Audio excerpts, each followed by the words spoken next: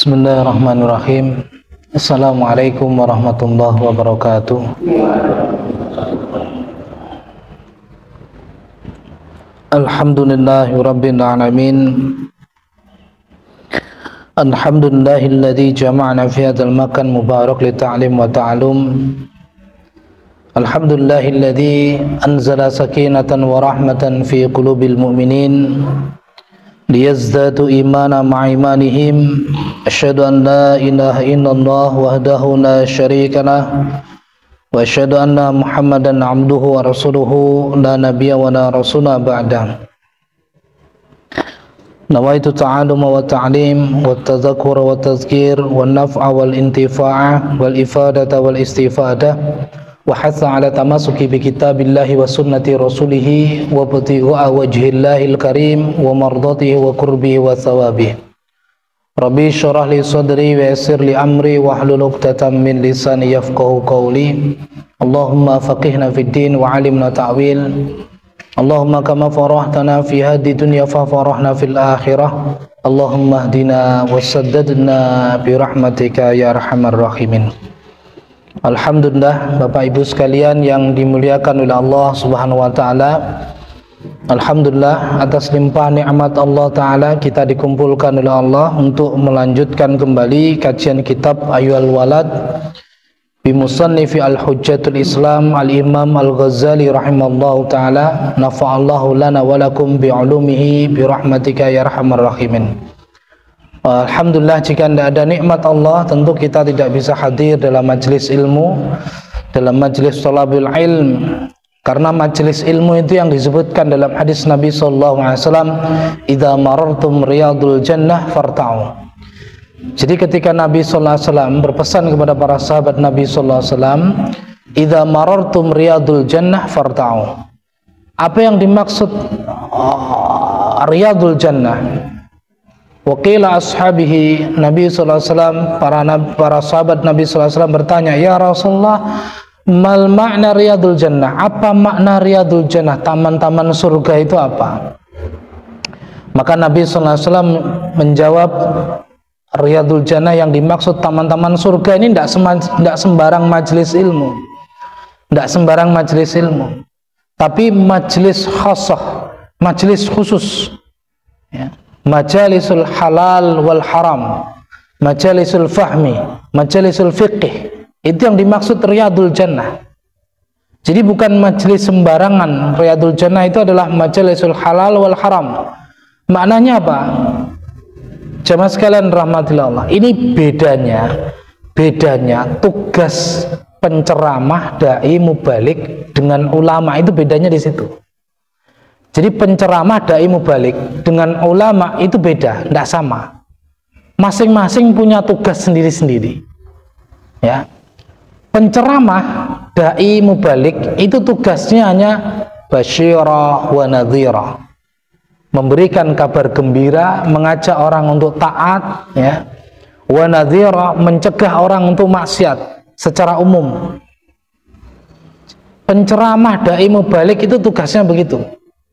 Basyara wa nadhira, memberi kabar gembira, kebaikan sholat berjamaah, mengajak orang sholat berjamaah, mengajak orang sedekah, mengajak orang untuk berjamaah, ya, mengajak orang untuk jangan meninggalkan sholat, jangan membuka aurat, jangan berzina, jangan dan sebagainya. Itu tugas penceramah, dai mubalik. Dai mubalik jangan bahas fikih, jangan bahas syariat, sesuatu yang istimbatul hukmi, kesimpulan hukum, jangan, bahaya. Ini kemarin saya lihat di beberapa di internet, ya, di YouTube, itu orang bahas fikih salah. Karena sudah kadang kemudian di salah satu radio yang besar di Nganjuk itu bahas zakat, salah juga. Ya, kemudian saya ingatkan beliaunya, kalau membahas fikih jangan asal-asalan, karena ini didengarkan banyak orang. Itu kesimpulannya halal haram, ya. Maka ini beda, ya Bapak Ibu sekalian rahmatillah Allah. Ini sebagai madkhal, sebagai muqaddimah antara penceramah, dai dengan mubalik, ya. Tiga ini, ya, ini satu kelas, ya. Kemudian dengan alim, dengan ulama itu tidak sama. Maka kalau membahas hukum, istimbatul hukmi, kembalikan kepada dunia ulama, ya, yang mereka tahu secara detailnya usul wa furu', pokok dan cabangnya. Jadi jangan, karena sekarang ini definisi ulama itu mengalami degradasi, penurunan. Jadi orang kalau sudah bisa ngomong di mimbar, orang kalau sudah berbicara itu langsung dianggap sebagai alim, sebagai ulama, padahal tidak sama sekali. Panjenengan lihat saja para ulama, salah satunya di dalam kitab Qawaidul Asasiyah fi Mustalahil Hadis yang ditulis oleh Abu Said Muhammad Alawi Al-Maliki Al-Hasani Al-Makki rahimallahu ta'ala. Beliau mengutip diantaranya adalah fadilatus sahabah, keutamaan para sahabat. Para sahabat itu memiliki keutamaan masing-masing. Satu, ada yang ahli hadis, ahli riwayat. Satu, yang dua, ada yang ahli sedekah. Yang ketiga, ada yang mufti. Kita perhatikan ketika beliau menyebut sahabat yang mufti, ahli fatwa, itu para ulama ahli hadis menyebutkan tidak lebih dari 9 orang sahabat ahli fatwa ini. Di dalam kitab Qawaidul Asasiyah fi Mustalahil Hadis itu cuma 7 insyaallah. Ya, 7. Tidak semuanya ahli fatwa, tidak semuanya ahli fatwa. Nah, sekarang ini ada sesuatu yang agak berbahaya. Jadi ketika orang itu sudah bisa khutbah, sudah bisa berceramah, itu dianggap dia ulama alim, sehingga ditanya hukum. Nah, ini bahayanya di situ. Kemudian yang bersangkutan juga tidak sadar diri, memaksakan diri menjawab hukum sesuatu yang dia tidak ketahui. Nah, ini bahaya. Ya. Kenapa? Dia berbicara sesuatu tanpa ilmu. Ya. Nah, ini yang perlu dipahami. Jadi kita ini yang dimaksud majelis ilmu, ya majelis begini. Ya, majelis yang menjadikan seseorang itu faham, ya, dari akar sampai ke daun, dari pokoknya sampai cabang. Itu. Bapak Ibu sekalian yang dirahmati Allah Ta'ala, ini masih di bulan Syawal, ya. Saya mumpung belum lupa, ya, saya ucapkan taqabbalallahu minna wa minkum siyamana wa siyamakum kullu amin wa antum bi khair. Wa yas'alallahu alaikum jami'atan bi khairin min a'malikum wa yaj'alna minal alimin wa amilin bi iznika bi qudratika bi quwwatika ya arhamar rahimin. Semoga Allah Ta'ala menjadikan kita selepas bulan Ramadan menjadi lebih baik, ya. Jadi karena begini Bapak Ibu sekalian dirahmati Allah, alamatul khairah wassayyi'ah, kita bisa mengukur apakah Ramadan kita itu mendatangkan kebaikan atau enggak. Itu ada ukurannya. Jadi kita kan tidak tahu Ramadan kita itu sebagaimana dimaksudkan dalam hadis Nabi, ya, kam min shaimin laisa lahu min siyamihi minal ju' wal atas. Kita tidak dapat apa-apa bulan Ramadan kecuali lapar dan haus saja. Ataukah justru kita menjadikan bulan Ramadan itu sebagai maksud diwajibkannya bulan Ramadan, kutiba alaikumusiyam kama kutiba alal ladzina min qablikum la'allakum tattaqun. Kita menjadi semakin bertakwa. Ukurannya apa? Ini kan sudah mumpung belum jauh-jauh dan delikno. Mumpung belum jauh-jauh lepas dari Ramadan. Ukurannya apa Ramadan kita itu menjadi sayyi'ah al khairah al hasanah? Ukurannya apa Bapak Ibu? Ramadan kita menjadi hasanah al sayyi'ah. Ukurannya apa? Justru selepas bulan Ramadan. Ukurannya justru hari ini. Makanya Imam Ibnu Katsir rahimahullah ta'ala dalam kitab Tafsirul Qur'anil Azim jilid ke-8 halaman 217, ya, beliau menyebutkan begini, wa minas sawabil hasanati hasanatu ba'dah wa minal jazai as-sayyi'ati as-sayyi'atu ba'dah. Beliau menyebutkan begitu, wa minas sawab, Dan di antara tanda-tanda orang itu mendapatkan pahala kebaikan, al-hasanati hasanatu ba'da, maka kebaikannya itu, kebaikannya setelahnya, dia mendapatkan kebaikan setelahnya. Apa namanya? Wa minas sawabil hasanati hasanatu ba'da. Dan di antara pahala sawab, di sini Imam Ibnu Katsir rahimahullah taala mengutip perkataan para ulama mutaqaddimin. Di antara tanda kebaikan seseorang itu adalah dia ikuti kebaikan yang lalu, dia ikuti kebaikan yang dulu dengan kebaikan setelahnya. Itu tanda kebaikan. Jadi dia mengikuti kebaikan yang dulu sebelumnya dengan kebaikan-kebaikan setelahnya. Lalu kemudian wa minal jaza, di sini menggunakan kalimat jaza. Jaza dengan sawab itu mirip-mirip, Pak.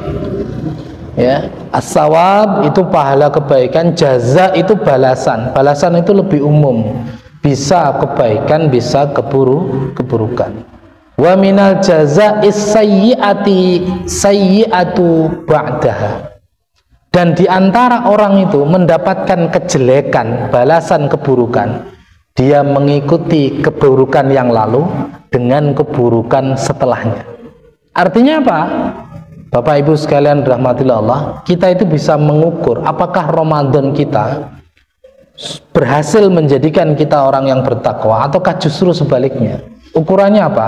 Setelah Ramadan, apakah kita tetap istiqomah menjalankan kebaikan-kebaikan di bulan Ramadan ataukah enggak?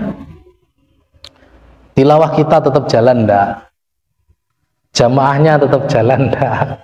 Sholat malamnya tetap jalan enggak? Sedekahnya tetap jalan enggak? Ya, sholat sunnahnya tetap jalan enggak? Hafalannya tetap jalan enggak? Nah ini,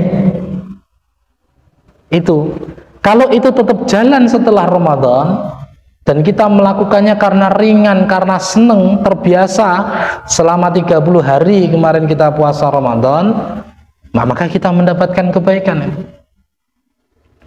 Tapi kalau tidak, hilang kemudian kebiasaan-kebiasaan baik itu hilang, bahkan jauh lebih buruk dari itu, merosot turun ke bawah, justru melakukan keburukan. Itu yang dimaksud dalam hadis Nabi SAW, kemungkinan besar kita tidak dapat apa-apa kecuali lapar dan ilal ju' wal atas faqat.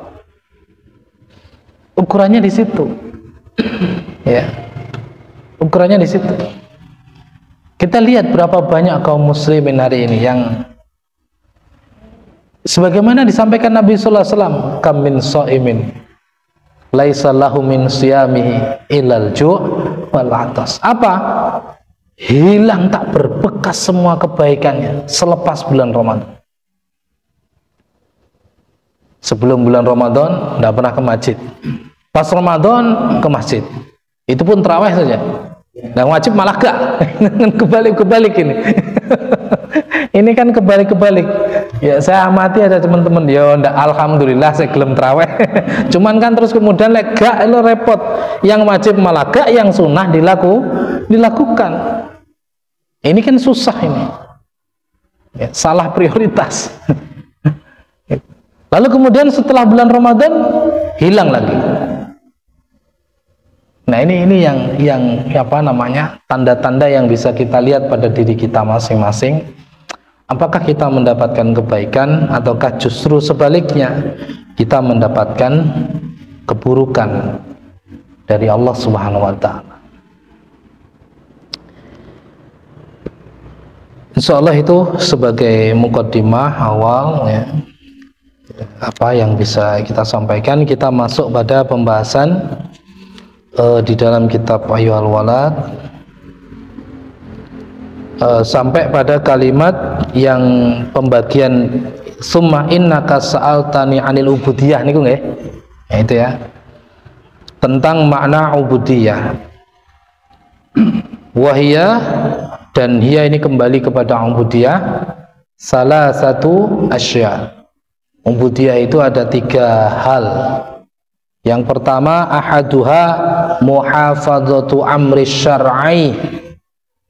Ubudiyah itu adalah, yang dimaksud ubudiyah muhafadzatu amri syar'i, engkau senantiasa menjaga perkara-perkara syariat. Ya, ini Bapak Ibu sekalian rahmatillah Allah, kembali saya ingatkan, perkara-perkara syariat turunannya adalah fikih. Pada zaman kita hari ini sudah tidak begitu diperdulikan, tidak begitu dianggap sesuatu yang penting.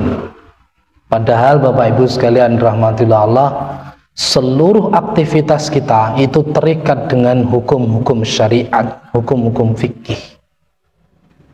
Apalagi kalau berbicara tentang tazkiyatun nafs, atau di saudara kita yang lain menyebutkan dalam istilah tasawuf, itu anak sing geladrah. Ya, ada yang geladrah. Jadi kalau berbicara tasawuf itu lepas syariat. Kemudian ada yang mengatakan orang itu kalau sudah sampai level maqam ma'rifat hakikat tak perlu syariat. Ini saya dengar sendiri, saya diajak diskusi sama orang.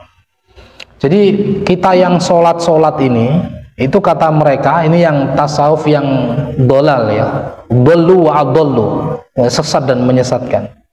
Mereka mengatakan apa? Kita itu masih levelnya apa? Syariat, level paling bawah katanya. Jadi kita jengkang-jengking sholat. Kata beliau, kata dia, levelnya sudah makrifat. Jadi orang level makrifat itu tak perlu syariat.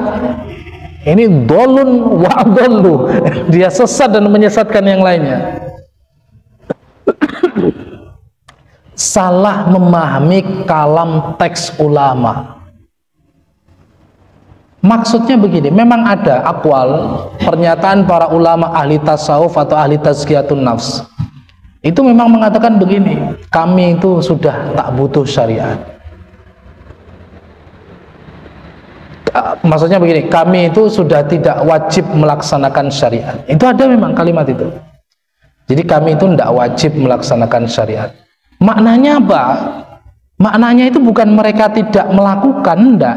Tapi menurut orang tazkiyatun nafs, menurut orang tasawuf, syariat bagi mereka itu bukan kewajiban, tapi kebutuhan. Ini. Tapi apa? Kebutuhan, bukan kewajiban lagi. Kenapa? Kalau kewajiban itu syariat menjadi beban, taklif. Tapi kalau kebutuhan, syariat itu menjadi sebuah hal yang harus yang ingin dia lakukan. Itu bedanya begitu. Kalau kewajiban, syariat itu bukan menjadi sesuatu dia melakukannya karena ada orang lain yang memaksakan untuk melakukannya. Tapi kalau kebutuhan itu dirinya sendiri yang redho untuk melakukan. Itu ada kalam begitu, tapi ini salah dipahami oleh orang-orang yang tadi, seperti tadi dia mengatakan level ma'rifat hakikat tidak butuh syariat. Padahal di seluruh kitab-kitab tasawuf atau kitab-kitab menyebutkan dalam bahasa tarjih itu ada tazkiyatun nafs ya, itu bahasanya itu pasti bahasa syariat ya. Bahasanya itu bahasa syariat, tidak lepas dari syariat. Bahkan kalau dianggap orang yang paling makrifat, orang yang paling makrifat di bawah kolong langit ini siapa? Rasulullah Muhammad sallallahu alaihi wasallam. Kalau mereka menyebutkan makom makrifat itu tidak butuh syariat, orang yang paling makrifat itu siapa? Rasulullah sallallahu alaihi wasallam. Tentu Rasulullah sallallahu alaihi wasallam sudah tidak perlu cari syariat. Ini kan dalil yang qat'i bahwa sedekat-dekatnya orang dengan Allah, semakrifat-makrifat orang dengan Allah, mereka tetap butuh wajib melaksanakan syariat. Maka Imam Al-Ghazali rahimahullah ta'ala, yang dimaksud ubudiyah, nilai ubudiyah, muhafadzatu amri syar'i, dia senantiasa menjaga perkara-perkara syariat. Seluruh aktivitas kehidupannya terikat dengan hukum-hukum syariat. Makanya monggo Bapak Ibu sekalian yang dirahmati Allah, didik anak cucu kita untuk paham fikih dalam perkara syariat. Nggak bisa cepat, memang prosesnya lama. Ya. Pilih anak-anak terbaik kita untuk mendalami perkara-perkara syariat yang hari ini orang sudah mulai nggak begitu tertarik dengan perkara-perkara syariat, perkara-perkara fikih. Ya, nggak usah jauh-jauh. Ya. Di kalangan kita sendiri aja lah, nggak usah jauh-jauh. Di internal kita sendiri aja lah. Berapa banyak sih yang paham syariat, yang fikih, paham fikih? Di kalangan internal kita cendekiawan banyak, tapi orang alim sedikit sekali. Ya. Banyak orang pinter, ya. Banyak teknokrat, birokrat, akademisi, tapi yang paham tentang syariat sangat sedikit sekali. Nah, ini monggo diupayakan, karena kalau enggak kita akan tergilas oleh zaman. Karena zaman ini harus ada orang-orang fikih fiddin yang dia mendalami hukum-hukum syariat untuk menjaga umat. Harus ada sepanjang zaman, tidak boleh tidak. Wasaniyaha, yang kedua, ridho bil qada'i wal qadari wa qismatillahi ta'ala. Yang kedua adalah ridho dengan qada, ketetapan Allah, wal qadar, takdir Allah, wa qismatillahi ta'ala, serta pembagian Allah ta'ala pada kita. Ridho dengan qada, ketetapan Allah, qadar, takdir Allah, wa qismatillahi ta'ala, dan pembagian Allah ta'ala pada kita. Ini tidak boleh tidak ridho, Pak. Kalau kita sekarang ditetapkan oleh Allah sebagai agniya, sebagai orang yang kaya, maka kita ridho dengan kekayaan itu. Bagaimana bentuk ridhonya? Memanfaatkan harta kekayaan kita di jalan Allah Ta'ala. Kalau kita sekarang menjadi orang yang dikurangi rezekinya, tidak diberikan kelebihan rezeki oleh Allah Ta'ala, maka kita ridho dengan ketetapan Allah Ta'ala. Bagaimana caranya? Tidak berputus asa dengan rahmat Allah Ta'ala, dan berusaha dengan jalan yang dibenarkan oleh syariat Allah Ta'ala. Kalau kita sekarang menjadi orang alim, ridho dengan ketetapan Allah Ta'ala dan bagian Allah Ta'ala atas kita, dengan cara apa? Menyampaikan apa yang harus didengarkan oleh umat, bukan menyampaikan apa yang diinginkan oleh umat. Ini dua hal yang berbeda. Dakwah itu adalah menyampaikan apa yang harus mereka dengar, bukan menyampaikan apa yang ingin mereka dengar. Paham ya?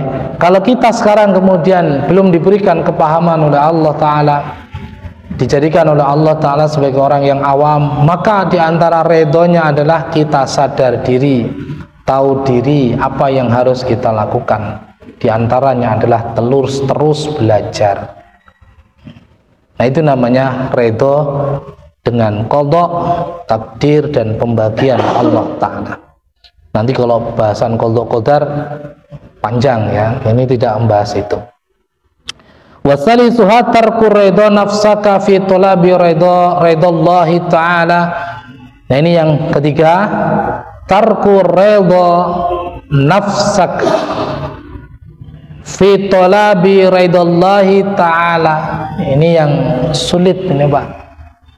Meninggalkan kesenangan diri kita untuk mendapatkan ridho Allah, untuk mendapatkan, mencari ridho Allah. Ini yang susah. Jangan perhatikan kalimatnya, tarku ridho nafsaka, meninggalkan kesenangan dirimu, fi talabi ridhallahi ta'ala, untuk mencari keridhaan Allah Ta'ala. Ini yang susah. Kalau kita sedang banyak rezeki, Pak, ya, biasanya harta kita yang sisa itu, ya, itu lebih suka kita simpen apa kita sedekahkan? simpan. Kalau kita sedang sempit rezeki kita, biasanya kita sedang sempit rezeki kita, rezeki yang sisa yang ada itu untuk kita apa kita sedekahkan?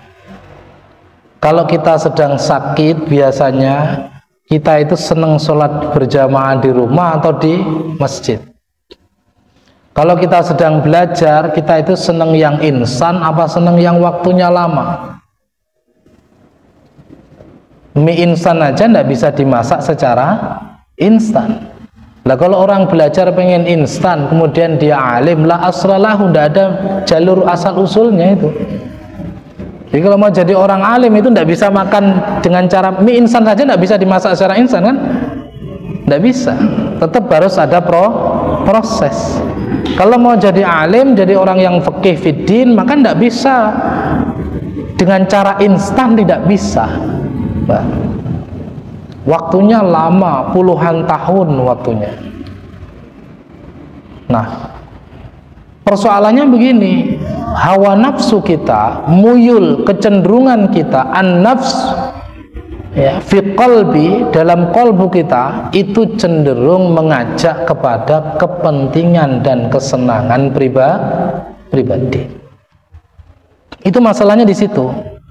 Sedangkan ridho Allah, nah ini ridho Allah itu justru menuntut kita untuk mengorbankan kesenangan dan kepentingan kita pribadi. Itu di situ persoalannya. Maka kita tidak dianggap memiliki ubudiyah, ibadah kedekatan kepada Allah sebelum kita bisa meninggalkan tarsu nafsaka fi tolabi ridallahi ta'ala, menekan, meninggalkan kepentingan, kesenangan kita pribadi untuk mencari keridhaan Allah Ta'ala. Ini sama-sama susahnya apapun kondisinya, mau alim, mau awam, mau kaya, mau miskin, mau lapang, mau sempit, mau besar, mau tua, mau kecil, mau waktunya longgar, mau waktunya sibuk, mau terpelajar, mau tidak terpelajar. Ini masing-masing punya kesulitan sendiri-sendiri. Ya. Saya punya tahadus binikmah ya, tahadus binikmah. Semoga muwassa'ah binikmatillah, semoga semakin nikmat Allah itu semakin meluas ya. Saya punya teman sahabat ya, dulu juga sudah saya ceritakan ya, itu Masya Allah di luar nalar sejauh yang saya temui, orang ini Masya Allah luar biasa, luar biasa. Ini satu orang ini pengorbanannya, dia mengorbankan hartanya, orangnya sederhana sekali. Jadi kalau ke pondok ya pengen ketemu dengan saya atau ke rumah nyari itu, saya tidak pernah tahu dia bawa mobil kecuali pas waktu nganter daging kurban itu dia bawa mobil. Tapi selain itu beliau tidak pernah bawa mobil. Bawanya Supra 125 Batman itu pun joknya sobek-sobek. Kalau jenengan lihat beliau, Masya Allah, dia itu sederhana sekali orang. Tapi orang ini kompaya Pak. Orang ini di Surabaya dia punya rumah, di Jombang dia punya rumah, di Nganjuk punya rumah, ada beberapa tempat ruko juga ada. Masya Allah, saya tidak tahu dia itu dapat dari mana, mengingujin hobi itu tidak ada habisnya itu Bang. Ketika saya bilang waktu pelunasan wakaf yang terakhir itu, Bapak ini kita kurang sedikit deadline pelunasan, kurangnya berapa Ustaz? Kurang sekitar 250-an. Itu ndak nunggu sehari Pak, ndak nunggu sehari itu. Saya habis Jumatan, sebelum Jumatan saya ditelepon, saya tunggu nggih, nanti setelah Jumatan saya transfer. Saya pernah ceritakan jenengan itu. Setelah Jumatan ditransfer betul, karena transfernya pakai slip gitu, tulisannya kan agak ndak begitu jelas itu. Tak lihat bolak-balik, tak delok, tak cedekno, tak ini. Iki selawe juta apa 250 juta? Kan tulisannya agak ndak jelas itu. Tak cedak-cedekno iki nule piro iki. Masya Allah, subhanallah, Allahu Akbar. Ternyata 250 juta satu orang, dan itu tidak sekali itu saja. Makanya kalau jenengan gumun lihat saya kok iso ya tuku tanah tuku ini, tidak ada proposal, tidak ada sertifikat. Kita membangun buat itu kan tidak buat proposal, satu lembar pun kita tidak buat. Itu dari salah satunya dari beliau. Itu belum bangunan, itu 150, itu satu orang. Saya terus kemudian begini, oh ternyata kita itu diuji dengan kondisi kita sendiri, bukan dengan kondisi orang lain. Ada yang diuji dengan kekayaannya, ada yang diuji dengan kemiskinannya, ada yang diuji dengan sakitnya, ada yang diuji dengan sehat. Kita tidak bisa menilai begini, oh iya orang itu kaya bisa begitu, oh tidak bisa. Tidak bisa. Orang itu sehat, iya sergap nih masjid, oh tidak bisa. Apakah semua orang yang sehat kemudian sergap ke masjid? Tidak. Orang itu alim, mau dia bisa begitu. Apakah setiap orang alim juga bisa melakukan kebaikan? Tidak.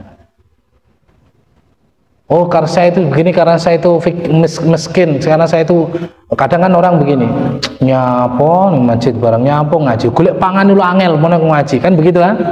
Gitu. Apakah setiap orang yang kesulitan cari makan kemudian dia enggan ke masjid?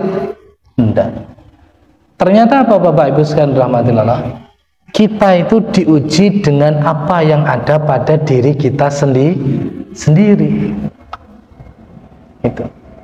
Nah itu tadi, apakah kita bisa meninggalkan kepentingan, keinginan, kesenangan kita?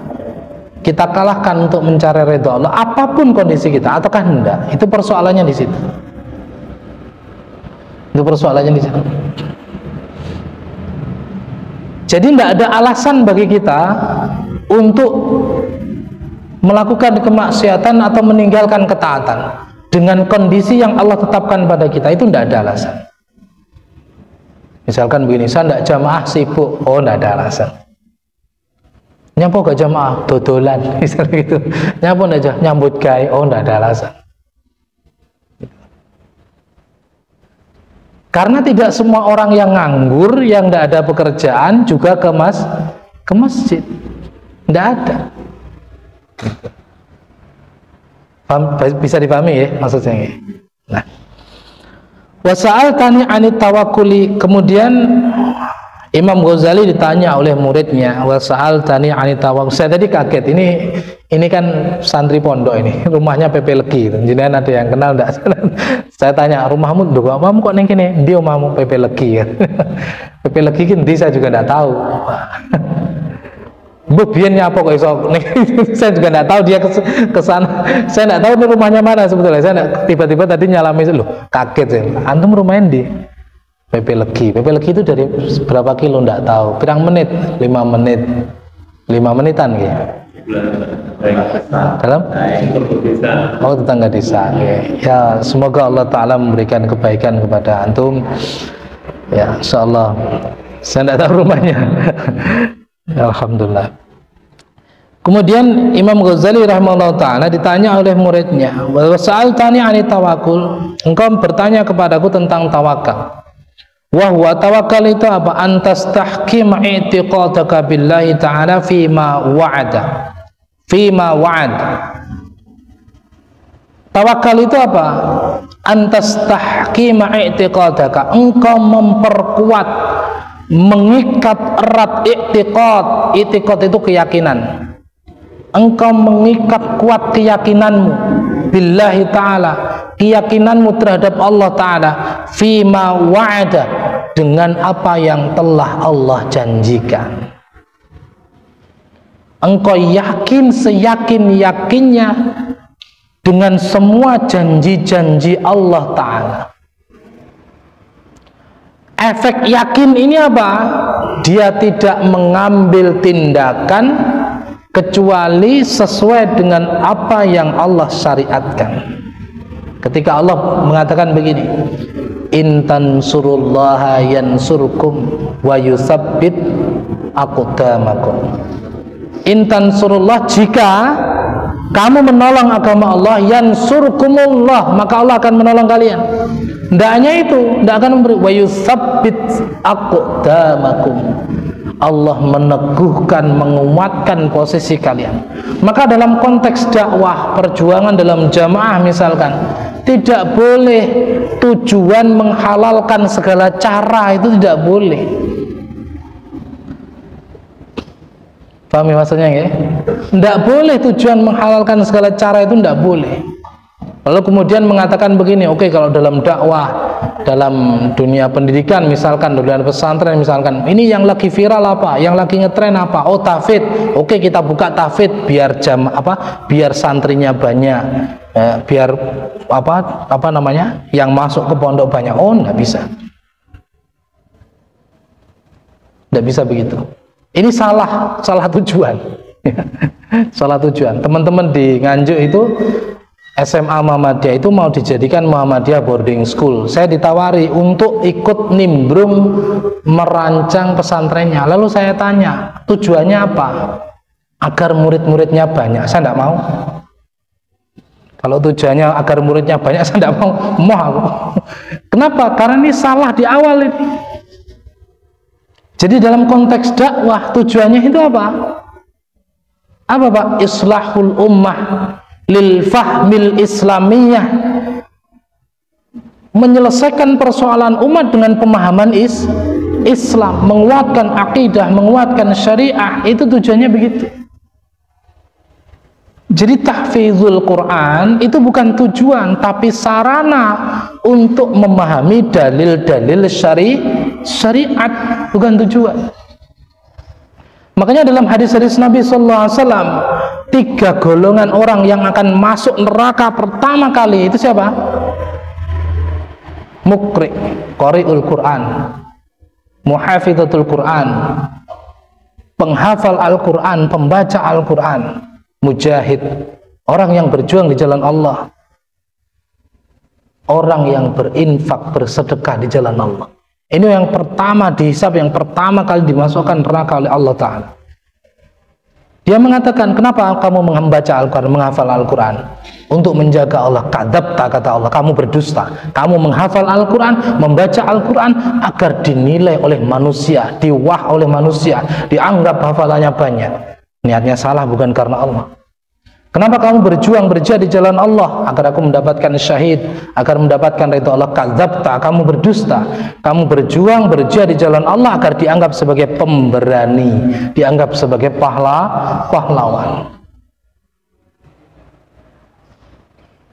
Saudara, Bapak Ibu yang dirahmati Allah, kenapa saya sejak awal saya itu tidak mau di pondok itu dianggap pondok tahfidz? Saya tidak mau. Kenapa?